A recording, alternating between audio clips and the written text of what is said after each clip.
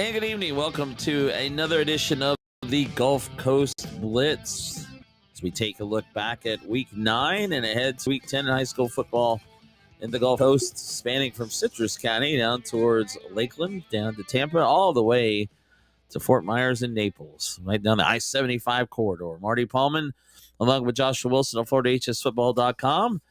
Josh, if you watched our playoff preview show earlier, or playoff breakdown show earlier, the numbers came out today on time, and a lot of interesting things we'll talk about during this show as well, some of it, but we are now basically about 11, 12 days away from the announcement of the playoff pairings. Yes, indeed, and a lot right there sitting there high and in this region that are going to be impacted, that are looking at a lot of playoffs, and actually very interesting tonight. That we're going to have some interesting news here that we're going to break here in a moment. We're actually going to talk about here in a moment here that's actually could impact a team that was actually sitting outside of the playoff bubble, was the first team out here in terms of 2S Region 4. And Marty, with that said, we'll get to the Blitz Lines here on this one. Let's play that breaking news music, because we got breaking news. We do have breaking news. Thanks to Emery Smith for sharing this to me. But usually we don't try to focus on the negative, but this is actually an interesting story because of the playoff implications here that could have a ripple effect down the line here in terms of for the other teams in this region in 2S Region 4. In fact, Clewiston's high school football team has indefinitely been suspended after the brawl that happened. That was a bench clearing brawl on Friday night against Inland Grove. And right now, as it turns, it looks like the FHA has suspended the entire team based upon the reporting from WINK Wink News there in Fort Myers. And this could have ripple effects in terms of the playoff rankings here, because Clewiston sitting this first team out, Marty, and this can impact teams like Hardy, some of the other teams in that region. So if our understanding is that the FHA power rankings go infinite deep. And so what kind of ripple does that mean exactly? Infinite deep. Infinite deep means it's not just about your opponent's wins and your opponent's wins. It goes way further than that. It kind of circles back several times around, my understanding. That's how it's been explained to me from various people with the FHA and others that understand how these rankings work. And to be honest, nobody knows what's going to happen yet. The school they're scheduled to play Avon Park. They're not sure if they're going to have to forfeit that contest. They're not sure what's going to happen yet.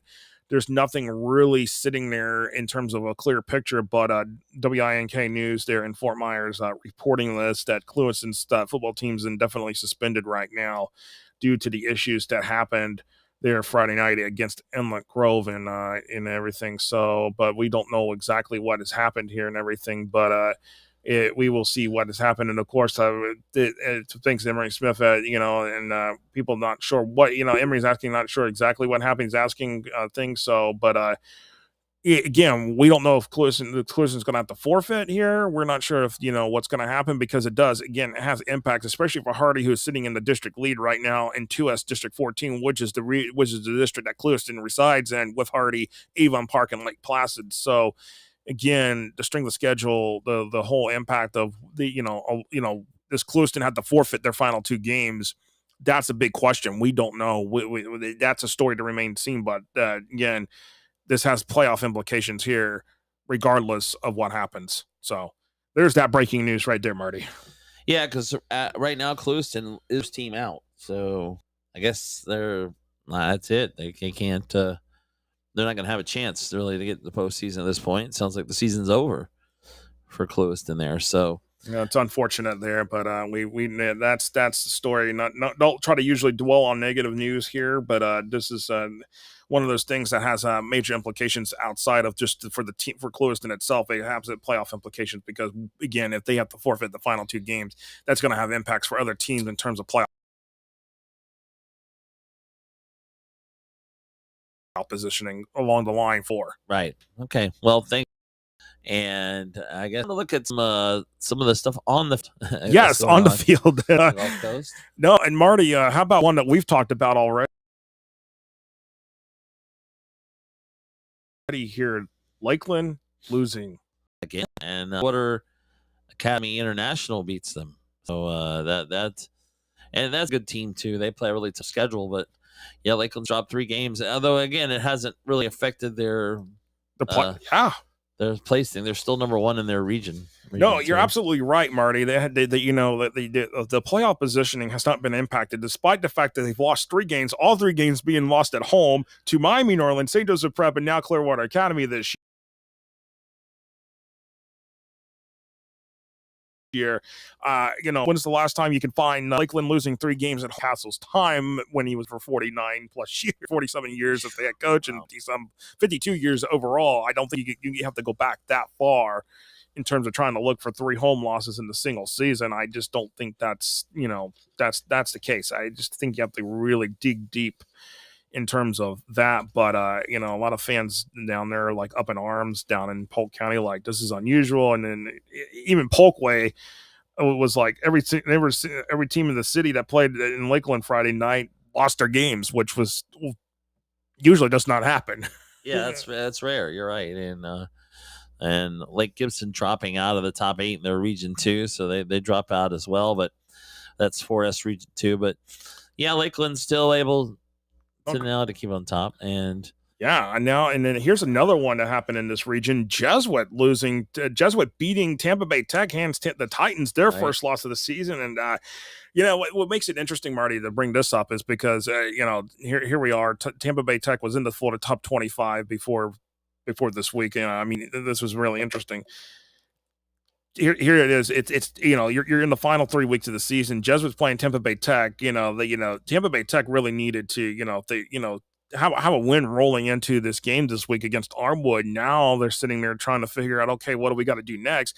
Jesuits riding high into a district showdown with Hillsborough. 2 big games down there in the Tampa area this week, and one of them is going to be on the Pick 6, which we wanted to put both of them, but we got some big games across the whole entire stretch of the Gulf Coast, and we only room for 6 games, and there's about like 10 of them that we're looking at. We haven't. Some of the other regions we've had a hard time finding 6, so not in the Gulf Coast this week. We got plenty of games we'll talk about in our Pick 6. But first, let's just go ahead and take our 1-minute water break. We'll come back and take a look around again. Well, actually, no, we have our guest coming up. Well, we do have a guest. If we penciled in Richie Road, who's the head coach down in Bishop Road. Bishop Road's having an impressive season now down there. They beat Cardinal Mooney, by the way, who was sitting there.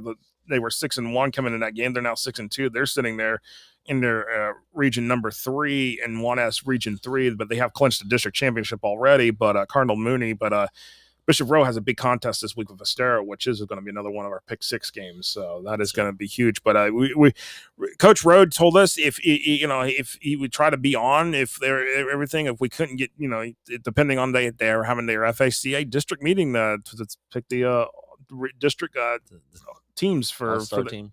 District team. Yeah, the all district team, which these kind of meetings start to happen around this time of year to pick the all district teams, which then also eventually leads into the teams that will be selected for the FACA North South All-Star Classic coming up in December at the Villages, which will be the first time that the brand new Villages High School in the Middleton community of the Villages, which is south of the Florida Pike, so that'll be huge there. Yes, because at some point the Villages conquered more land south of the Turnpike. A lot of land.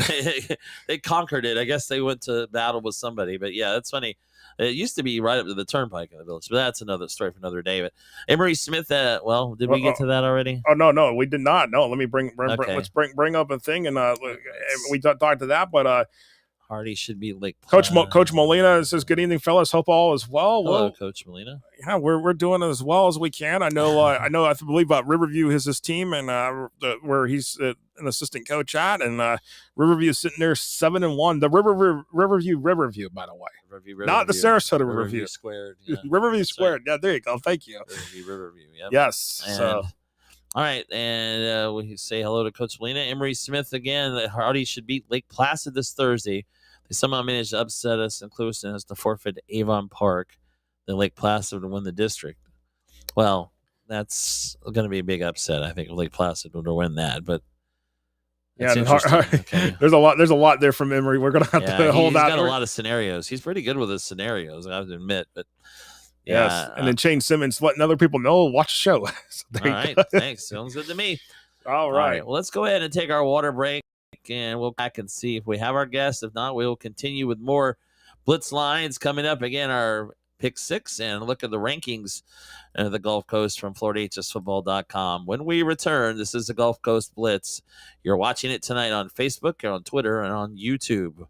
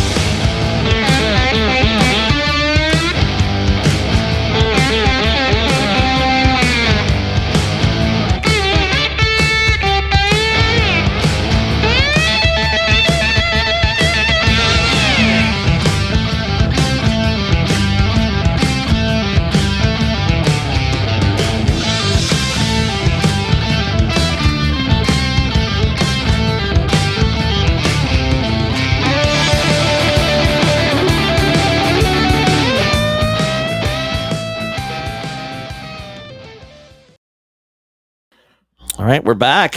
Yes, everything. Our guest, this is sometimes happens here. When we're trying to deal with certain situations here, we try to work around coaches' schedules as best as we can, but sometimes it doesn't work out as a thing. But we're definitely, if we can't get him done, maybe get him next week. We will get him on at some point because the teams. A lot of people think that they can make a run here in 2S, here, Marty. I can tell you that. I think that's number 1 seed in Region 4 right now. Only 1 loss, and they're having a really good year down there in Fort Myers, as well as we continue with our look at the Gulf Coast. And we got some more comments here in the box, Marty. Let's bring it up. Shane Simmons, he's kind of displeased about Lake Wells getting robbed on that number 1 seed. And I knew that was coming. I knew this was coming. And let me go ahead. Polk County. Let's address the situation here. Shane,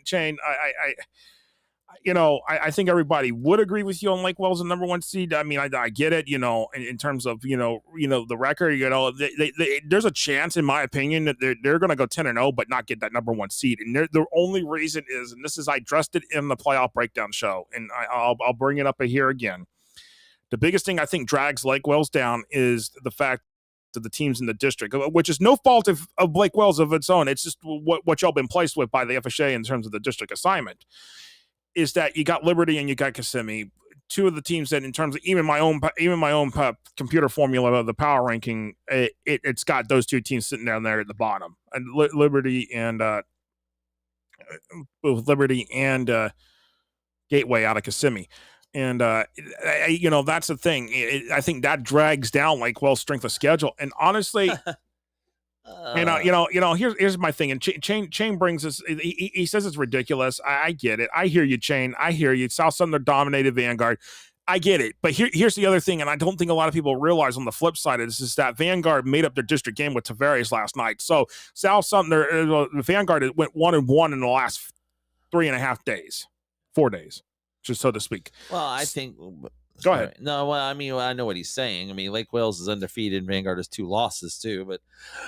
Excuse me. In the end, I think it comes down to, like you said, the schedule. And I don't say Lake Wells' schedule isn't bad, but I think Vanguard is taking advantage of playing teams like Buchholz, and I'm trying to think of who else they played. But yeah, South Sumter is a pretty quality opponent. I mean, it is, but they did beat Vanguard by 20. He's right, 40-20. South Sumter beat them, but. You're right. It's kind of like we said. There's other region we talked about, Central Florida. DeLand beat University 14-3, gave University their first loss, and then DeLand is still only 4th in their region. University stays number 1. It doesn't make a whole lot of sense. So DeLand beat him head to head, but anyway. And then of course you're right. You're right, Shane. It is out of your control in terms of the district. We understand that. Hey, we know this for sure. Beat Auburndale this week, you're in the playoffs for sure. We know that. But I think you're in the playoffs regardless, based upon the positioning, as places of the way y'all played this year. I think that's definite, a case here. Y'all did dominate a ranked Zephyr Hills team at the start of the season. Zephyr Hills is 6-2. Zephyr Hills is really good. I to be honest with you, I think maybe could some change happen for Lake Wells this week once if you beat Auburndale. Yes. Okay, Vanguard's off this week. Vanguard has one more game left on the schedule, and that's Ocala Forest, who, by the way, Ocala Forest, where all the hype this year, is struggling. So yeah, they're about 500. They're about 500. So Vanguard dominates that. So there could be some impact there in terms of when week 11 rolls around and those final rankings in that final position. So is there a chance that Lake Wells gets in that number one spot when the final bracket comes out on November 5th? There's a chance. I'm not saying there isn't. There is. So I'm going to leave it there on that one. We got some more here. Riverview Square. Yes, Coach Molina loves this. Riverview Squared. Love it. Big district game versus Durant this week. Like we're ready for a battle against a talented Durant team. And right now, Riverview is second behind Sumner in that region. And Sumner, I think, handed them their only loss so far. Yeah, it's a very interesting region. I think you're going to see a lot. There's a lot here. And, of course, you got the big game against Durant, who, by the way, is 2-0 in that district right now. And I have to say this. Riverview beats Durant, here you go. This sets up for a tiebreaker situation. So we'll see what happens here this week. A lot on the line there for Riverview, Durant, even Sumner there as we close out district play this week. And have we talked about 4S playoffs to Region 2 yet? Well, Charles Bell, that's a thing here. And Charles says he is shocked that Lakeland is still the number one seed in the region. Why is that despite the shocking 1-point loss to Clearwater Academy? I mean, honestly, I think the reason why Lakeland is still that number one seed sitting in that region, your strength of schedule. Yeah. That's it. Absolutely. That's what it was for a lot of these. I mean, that's why I guess Vanguard's ahead of Lake Wales. But, yeah, that's interesting. Lakeland's going to be getting the benefit of the doubt, I'm sure, at this point. And, that, by the way, a Clearwater Academy International, right? Not Clearwater. Yeah, Clearwater Academy International, yes. Yeah, but shortened Clearwater Academy for Clearwater Academy. They're pretty good. I mean, they played a tough schedule as well. But I don't know. And all this talk about this all gets straightened out when we have the actual playoffs. So, it's Ooh, Keith Simmons brings up a good point here, and this is one factor. But again, I have to remind everybody: margin of victory is not a factor in the FHA power rankings. That is not a factor, so it does not reflect at all in any of this. But he is right. Let me actually hold on. Wait a second. Hold thing that's the pop. I had it on the thing ready to go. There we go. Lakeland scored 30+ points to great teams and lost. Yes, that is the case in this situation. Both to Miami Norland and to both New Orleans, St. Joseph Prep, and Clearwater Academy. So that's nothing to sneeze at. It's just that the fact is that 30-point the margin of victory is not a factor in terms of the power rankings for the FHA, but. Regardless, Lakeland's still holding that number one seed right now, and I think they're going to be the number one seed going into the playoffs of that region. I think it's really, really it's a good possibility. They've got Kathleen this week, which I think they should beat, finish the regular season 7-3, and be locked in that number one spot for the playoffs. Right, exactly. And also Coach Molina saying, once again, Newsom and Sumner Friday. Well, who knows what? Yeah, it would be a tiebreaker. Oh, yeah. You valid point, Coach Molina. We don't know what's going to happen because Newsom does beat Sumner. Oh, boy. Talk about a loaded hot potato down there trying to figure that one out. And that'll be a big storyline for the Blitz Lines next week. I'll tell you that right now. Yeah, it would be. But, yeah, a lot. There'll be a lot going on this week. Maybe some things decided as well. Like J.C. Denton chimes in with Lake Wales is a good team, but their best win was 7-0 over a Sebring team without their starting running back and best linebacker.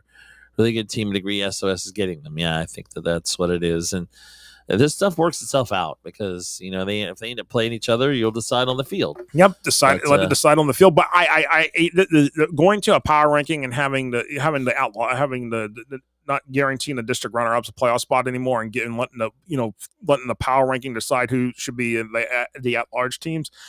I think that's been one of the best things that the FHA could have ever done, having this because it really, at the end of the day, we're to get some of the best teams in the playoffs. Some teams, I'll tell you this, some of the teams that we've talked about so far that are in the power thing would not make the playoffs. I mean, right now, who would not make the playoffs right now? And I go back to Central Florida. We should have brought up in the Central Florida one, but you know what? A team that would not make the playoffs this year based upon if we were in the old way of district champion, district runner-up, Apopka.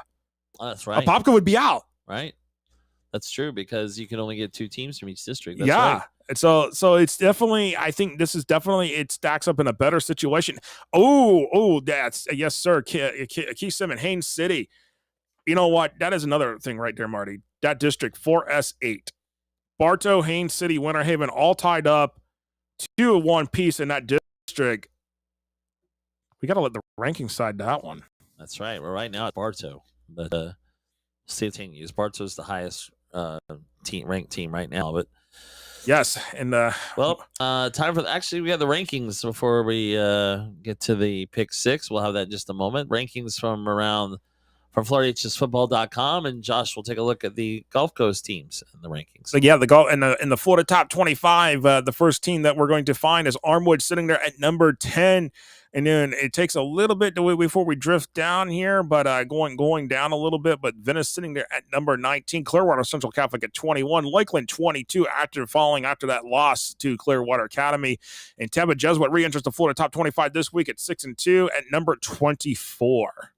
Yeah, big win for them last week against Tampa Bay Tech, and we will talk about that Armwood Tampa Bay Tech game in just a moment, as we go now to our pick six. Yes, absolutely. And here, and before we do that, Marty, here's a thing. Here's a question that Charles Bell has, and I want to answer that question here because I think it really is something that City, Winter Haven, he says, who do you think wins that district? Haines City, Winter Haven, or Haines City? I think he means Bartow. Bartow, yeah. I think honestly, I think it's Bartow really at this particular conjecture. But the thing is that how far does if Bartow loses their last game of the season, what does that mean for them? And I think that's the biggest question here. And again, everything is what's done on the field and then what the power rankings come up. So we'll see what happens here, Marty. But right now Bartow in fourth, 8.241. Winter Haven is sixth, 5.955. Haines City is eighth, 3.556. So it's close. It is close. Bartow has the edge right now, but that could change with some wins and losses down the stretch. All right, that music means it's time for us to pick 6 games from the Gulf Coast area, and we're going to start. And unfortunately, we weren't able to get Coach on this week. We'll try it another week as he was busy tonight. Bishop Moreau, what a year they're having. They will host Estero. That's a big ball game in the Fort Myers area. Yes, and I'll tell you what, Estero, they only have one loss on the season. Actually, both teams are ranked. Estero just broke into the 2S rankings this week at number 10 after beating Mariner last week. So here you go. You got 8-1 Bishop Moreau going up against 7-1 Estero. There, Bishop Moreau. This is a home game for them, and the Vikings are really, really impressive here. If I pull it up here real quick here for you here with Bishop Moreau's statistics, because that, in terms of everything with Bishop Moreau, the statistics, their quarterback got it on my mind here. The quarterback, because he's definitely Carter Smith, who is definitely having a heck of a season. And by the way, Carter Smith, a junior this year, his numbers, what's interesting, through 8 games, 1,500 yards passing, 21 touchdowns, 1 interception, but he also can beat you with his feet. 531 yards rushing, 15 touchdowns. So if he doesn't beat you through the air, he's going to beat you with his feet, and I think that's the biggest difference maker there for the Vikings, and that's why I am going Bishop Moreau in this one, Marty. Yeah, I mean, Bishop Moreau, it's hard for me to pick against them the way they're playing. I mean, you're right. Estero needs this game a lot, probably more than Bishop Moreau does. But Bishop Moreau, you're just playing really good football. I agree. I think the Vikings will win at home. No, absolutely. I think you're right on that. I think this is a huge, and it's for the district title there. District 2S16 down there. That district also includes Key West, by the way, who is not in the playoff picture. They're not. We don't talk about Key West very much. No, absolutely. And we'll get back to the comments here in just a moment here as we go through rolling through the pick 6. But we're going to stick around in the southwest part of the state here as we go into a big District 1S8 showdown between Feedy Community School and Naples First Baptist, the defending state champion in 1S, and Community School. Great record. So great record. I mean, don't get me wrong. They're the number 2 seed in their region, but Marty, the strength of schedule I think is going to be the biggest factor here, and First Baptist has definitely played a much tougher schedule here along the way, which includes games like against Wekiva. I mean, their 2 losses, I mean, this year have been really, at the end of the day for them, the games that they played. That's the critical thing. It's the scheduling, and that's the biggest thing in my mind here. Right, I would agree, and I think First Baptist, the defending state champs, you're right, they have played a tough schedule. I would say to take First Baptist at home. I think they win this game. It's a good one, though. I agree with you, but First Baptist wins. Yeah, and I was trying to remind myself of the two losses. It was Bishop Verot and True North. I remember True North, but I was trying to figure out who the second one before I split them out. It was Bishop Verot. So those are their two losses. Two quality teams. You cannot sneeze at that. They had a big battle with Golden Gate. I mean, so they've been in some high-scoring affairs this year, so that's a thing. And, of course, they beat a good Lemon Bay team last week and really handed it to them. But I think they're going to hand Community School their first loss here, so I'm going with First Baptist as well in this situation. So there is that. We're 2 for 2 on our picks so far here on this one. Yep. Next game, we're going to go further north now up to Pasco County, Zephyr Hills, and Cypress Creek or Wesley Chapel. Yes, and this is for the District 3S7 championship. And boy, oh boy, as Shane Simmons talked about, Zephyr Hills earlier, Lake Wells did beat them here. But, when I start to look at the strength of schedule in terms of these two teams, I think that's the biggest difference is that Zephyr Hills, when looking at their scheduling here, I think that, I think Zephyr Hills, playing Lake Wells week 1, there's a potential chance that they could see each other again in the playoffs. That happened last year. I think that happens again this year. There's a chance here, but when we're talking about teams that Zephyr Hills has played, South Sumter being one of their two losses here, Lake Wells and South Sumter, those are your two losses. And I know Cypress Creek in my mind has played, really well this year. They beat a really good parish community team this past week. But in terms of the schedule, and when I look at it, 5A Melbourne Central Catholic, Anclo, Pasco, Hollins, Wesley Chapel, I can't really pick out a good win in those terms of the teams other than Melbourne Central Catholic, who's actually turned the corner. At the first start of the season, I would have said the Melbourne Central Catholic win was nothing was not really anything. That's their best win is Melbourne Central Catholic. I'm going with Zephyr Hills, Marty, in this one tonight. That's interesting. I think, I think you almost talked me into this one. But, Zephyr Hills is a really good team. I mean, you're right. And it's kind of tough for you to pick road teams sometimes, but I think in this case that I'm with you. Zephyr Hills wins. No, absolutely. And, of course, that makes us 3 for 3 on the games here tonight. And so far, let's look. If I can get my thing. My computer is all of a sudden frozen up here for a moment. There we go. Here we go.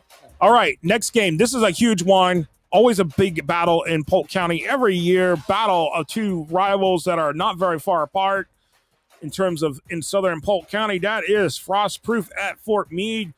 Frostproof 5-2, Fort Meade 7-0 on the season. The Miners are having a heck of a year, and honestly, last year this game went to Frostproof, but the Miners have just been playing lights out football this year. They've definitely much improved, and I am working for. I'm going with Fort Meade in this one in terms of I think they're just going to be able to roll Frostproof. Frostproof has had some struggles. Frostproof's worst loss this year has been to Mulberry. 14-7, a game that no one thought Frostproof was going to lose, but here you go. Fort Meade sitting there. They're number 2, by the way, in 2S Region 4, just right next to Bishop Row. So I'm going with Fort Meade, Marty, this week. Yeah, I think Fort Meade, this is a big rivalry, I think, really between these two. Not far apart at all there as they are in Polk County. But, the Miners have had a lot of success lately. I agree with you. I think Fort Meade will win that one. And a lot of people seem to agree with us. Yes, the chat box is lighting up big time on Fort Meade for that game here. So, Well, we appreciate everybody chiming in. We can't get all the comments posted here right this second, but we see them and we're recognizing it. So here's a game now. We're going to go further north.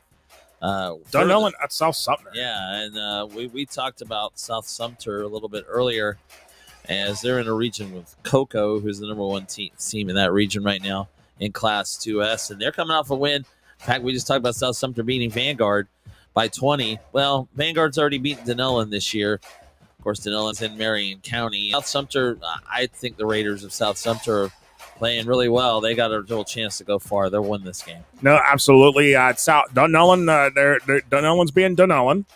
Yeah. like we expect. Good year. Yeah. And but South Sumter, their only loss to Hawthorne. That's it. Right. I mean, that was the coin flip. I was going to about put South Sumter in the top 25. And I'm like, wait a second, hold on, Hawthorne. Right. So I mean, you got to think about it. Hawthorne has that win over South Sumter, and I think that's a big. Defeated, yeah. And and that's another thing right there. But South Sumter, they're a very quality team, and I think they're going to get a win here. Finish the regular season 9-1, and the biggest challenge they're going to have when it probably comes to the playoffs is Cocoa in their region. So that's going to be the biggest challenge I see waiting for them when postseason the page to the postseason flips here in a couple of weeks. All right, here's the last one. This is probably the game of the week. We end in Tampa, Hillsborough County, Armwood at Tampa Bay Tech. Ooh, man, I tell you what, both teams need this game. Both teams want to secure a playoff spot. Both teams need this, but I will tell you what, Tampa Bay Tech is going to need this more than ever after last week dropping that game to Jesuit. That the spot, actually, I don't even think it dropped him a spot, to be honest with you, in that region. If you're looking at the rankings there, Marty, for what we printed out, I don't think they may have dropped a spot. Or maybe they actually did. Actually, they did drop a spot. That's right. Got it right here. They did drop a spot. Armwood moved up a spot. So right this second. 3M? Yeah, 3M Region 1. Right now, Tampa Bay Tech is looking at a potential trip to Fletcher if they don't win the district. That's right. And this will be for the district title. Yes, so. The Hawks have been playing lights out football. Their only losses to Tampa Jesuit, and of course there's the common denominator there. Both Armwood and Tampa Bay Tech have been both beaten by Jesuit this year. So I mean, there's that. So, but at the end of the day, I you know what, this game's at home, but Tampa Bay Tech has struggled here the last two games, and I am going with Armwood for the victory and the district title. I'll go on. You know what? I'll go on a limb here. We need a difference. I'm going to take Tampa Bay Tech at home. Okay. This feels like a toss-up to me. So for that reason, I think Tampa Bay Tech could get that win at home. So also, like I said, we need a difference in here. Boy, all kinds of comments. Shane Simmons says Armwood, and Keith Simmons says Tech.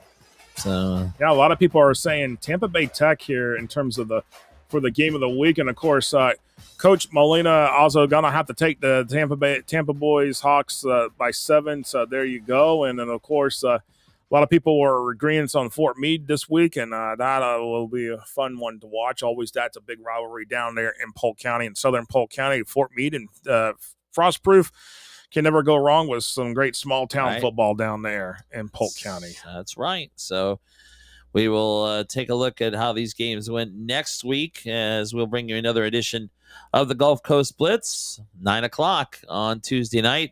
That's going to do it for this edition. We hope you enjoy Week 10 high school football. Postseason coming up in just a couple of weeks. We look forward to it as well. For Joshua Wilson of FloridaHSFootball.com, I'm Marty Pallman saying so long. You've been watching the Gulf Coast Blitz on Facebook, Twitter, and YouTube. Good night.